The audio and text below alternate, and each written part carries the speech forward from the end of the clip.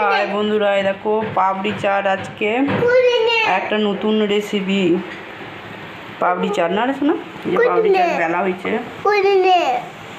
গোল গোল করে, ছোট ছোট করে কালো জিরে দেওয়া হয়েছে।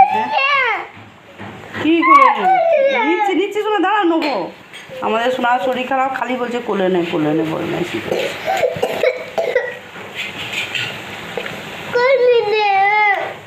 উঠে গেল যা শাল পাতাটা, ঠিক আছে শাল পাতাটাকে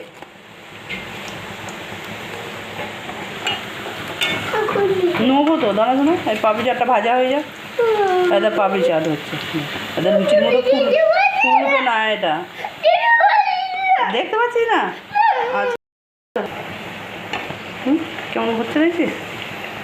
তোর নতুন রেসিপি। হ্যাঁ শোনো, পাপড়ি চাট হবে।